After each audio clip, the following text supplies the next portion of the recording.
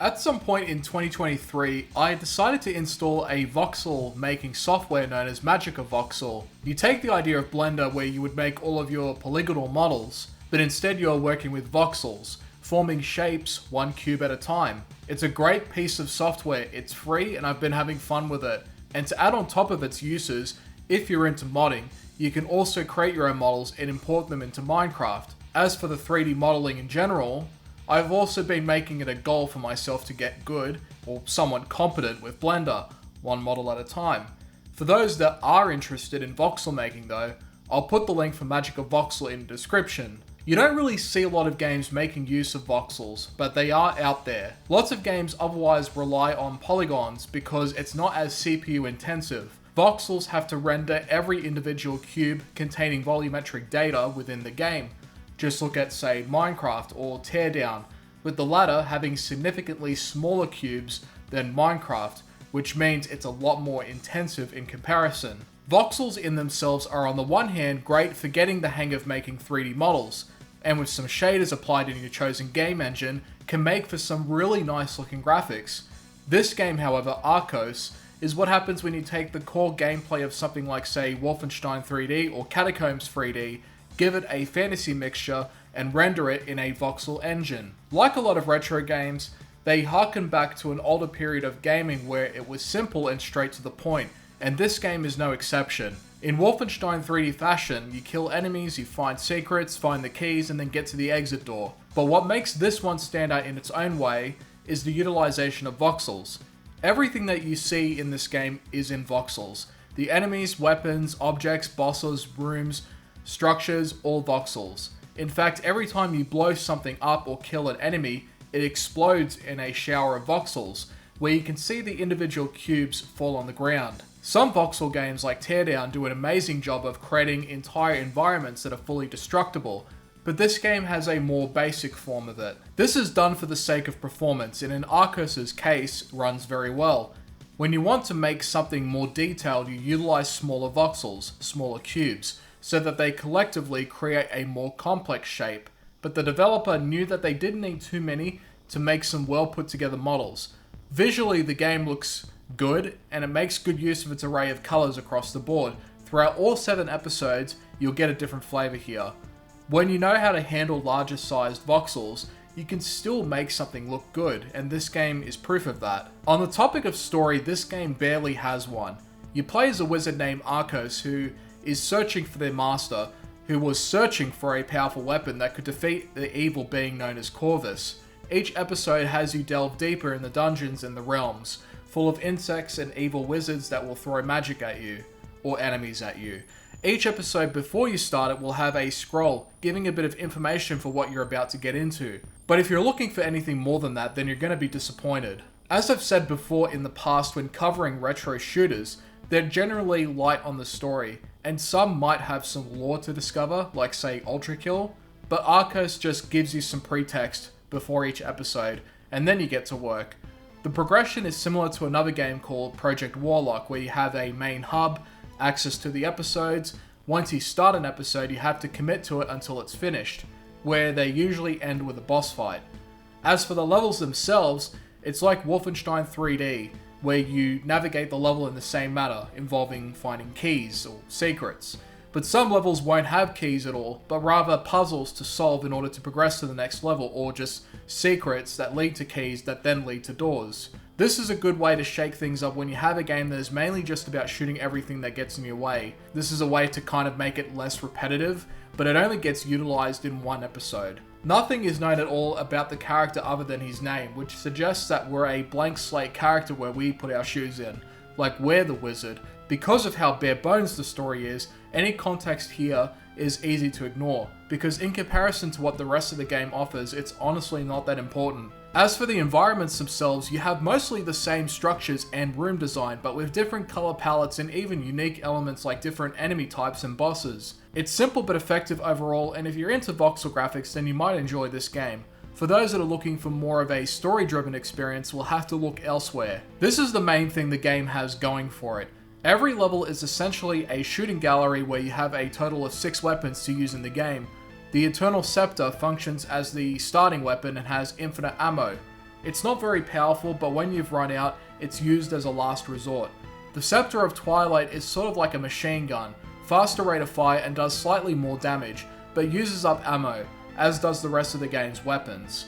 Which, by the way, they all use the same ammo type. Rising Phoenix is sort of like a shotgun, has decent spread and does pretty decent damage up close. It can also destroy objects with one hit.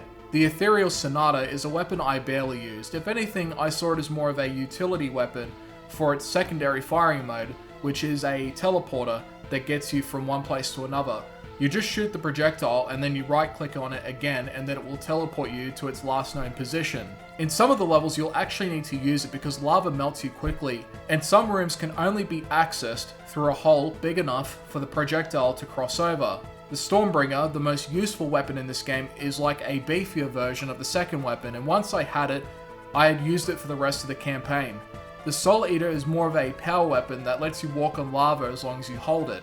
It does a lot of damage, but the ammo runs out really quickly. But if you're on the lava, then the ammo replenishes almost immediately, meaning that you can fire the weapon indefinitely as you stay there. This will be important for some of the boss fights that involve lava. Then finally you have Bloody Tears, which I had gotten towards the end of the game. It's basically like an upgrade of the Rising Phoenix and does the same thing as the Soul Eater, except that it uses floors of blood to replenish ammo.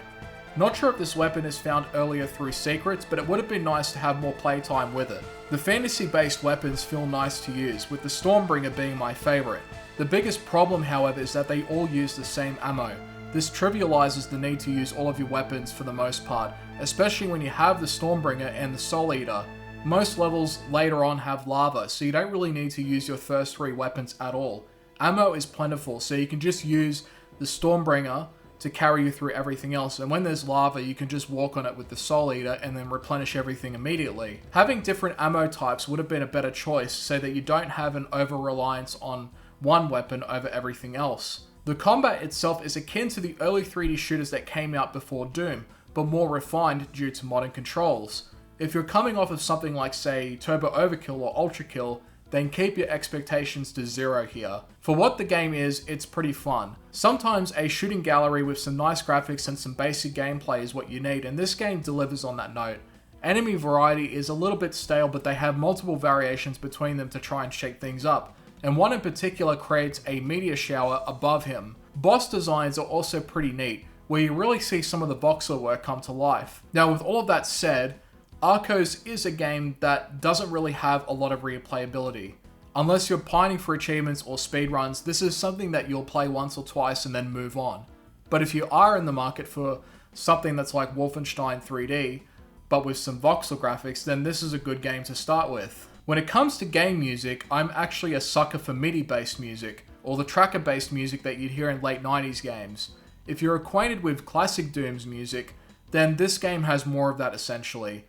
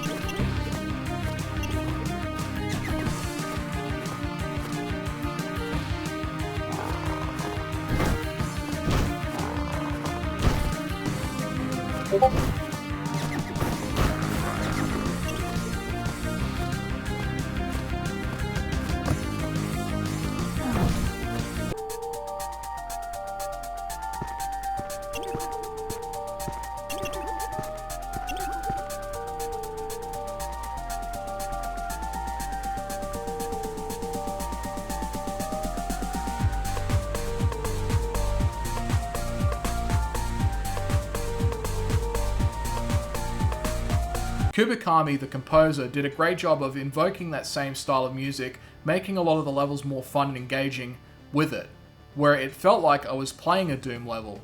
Some retro shooters, as of late, have also made use of having a MIDI-based soundtrack on top of the official one. Proteus in particular does the same thing, and it gives the game a more retro flavour to it.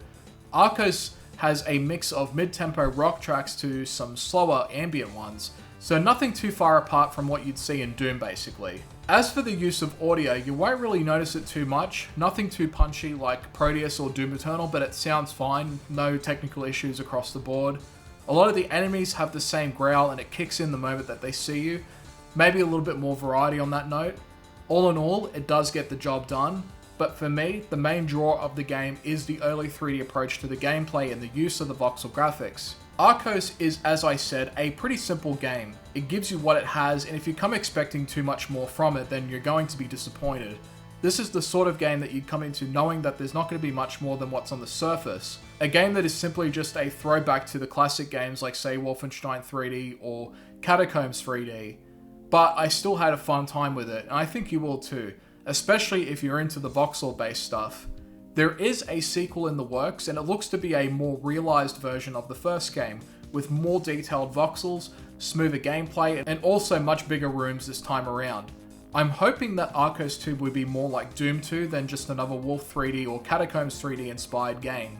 In any event though, both games have a demo that you can try if you're unsure, but if you are looking for something short and sweet, with a great soundtrack that's fun to play but simple, then this is one that's worth a shot. Stay tuned and thank you for watching.